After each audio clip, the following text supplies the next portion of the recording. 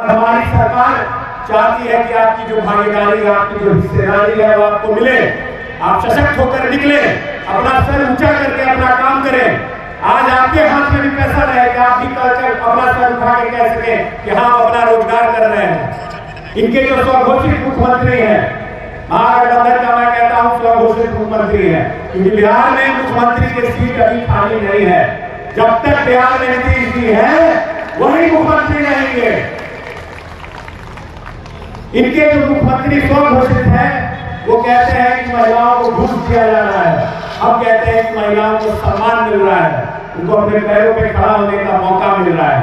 इनके स्वघोषित मुख्यमंत्री उठते हैं एक दिन और कह देते हैं कि बिहार के युवाओं को हम हर परिवार से एक नौकरी देंगे। इसके हिसाब से बिहार में 2 करोड़ नौकरियां सरकारी नौकरियां हो गई। क्या ये संभव है? आप लोगों से पूछना चाहता हूं, क्या ये संभव है?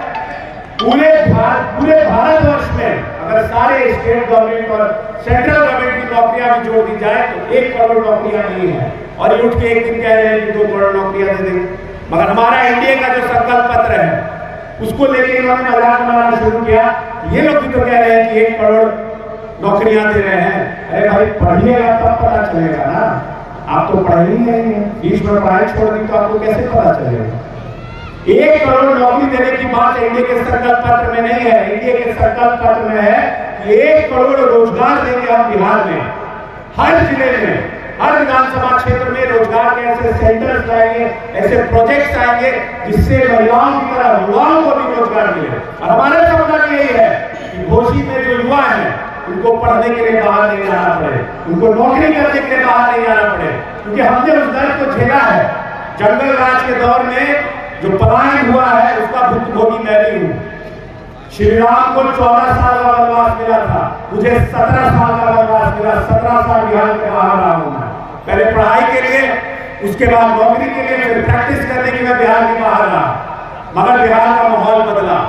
2005 के बाद बिहार का माहौल बदला। माननीय मुख्यमंत्री जी बिहार की गद्दी पे आए, हमारी तरह उसके बाद कई युवा वापस बिहार आने लगे और आज भी कई युवा वापस आना चाहते हैं। तो जो आने वाला 10 साल है, यहाँ से बिहार एक बड़ी छलांग लगाएगा, उद्यमी बिहार बनेगा। बिहार के हर जिले में रोजगार सेंटर होंगे, फैक्ट्रियां आएंगी, इन्वेस्टमेंट आएगा। इसलिए ज्यादा लंबी बात मैं नहीं आपके बीच में कहना चाहूंगा, क्योंकि समय अब कम है, प्रचार समाप्त होने वाला है। इसलिए मैं एक अपील आपके बीच में करना चाहता हूं कि कई ऐसे गांव हैं जो छूट गए हैं हमसे। हर गांव जाना संभव नहीं हो पाया, मगर हमने अथक प्रयास किया। इसलिए मैं हाथ जोड़ के आप सभी लोगों से कह रहा हूं कि आप खुद को युवराज समझे, आप खुद को नीतीश कुमार समझे, आप खुद को नरेंद्र मोदी समझे, और जो हमारी सरकार का विजन है उसको आप लेकर जनता के बीच में जाएं, अपनी बातों को जनता के बीच में रखें, ताकि जो अभी घोषी में पिछले 5 सालों में विकास के कार्य रुक गए हैं वो फिर से ना रुके। क्योंकि सरकार बनी पिछले बार एनडीए की यहाँ पर, मगर बिहार से कोई नुमाइंदा ना होने की वजह से हमारे विकास के कार्य तो हुए, मगर स्थानीय जो मुद्दे थे, स्थानीय जो मसले थे वो सरकार के बीच में नहीं जा सके। इसलिए मैं चाहूंगा, आपसे अपील करूंगा कि पूरे जहानाबाद लोकसभा क्षेत्र में आप एनडीए को वोट देकर एनडीए की प्रचंड बहुमत लाएं। और मैं ये भी कहना चाहूंगा कि घोषी ने अपने सम्मान की रक्षा हमेशा की है, इसलिए इस बार वोट करने से पहले आप अपने सम्मान की रक्षा करने के लिए जरूर सोचें। घोषी अपने सम्मान की रक्षा कर सकता है। सम्मान की रक्षा किससे होगी? उन लोगों को सरकार में लाती होगी जो आपको भयभीत शासन दे रहे हैं, या उन लोगों को लानी होगी जो महिलाओं को तिरस्कार करने का काम करते हैं, हमारी माताओं को तिरस्कार करने का काम करते हैं।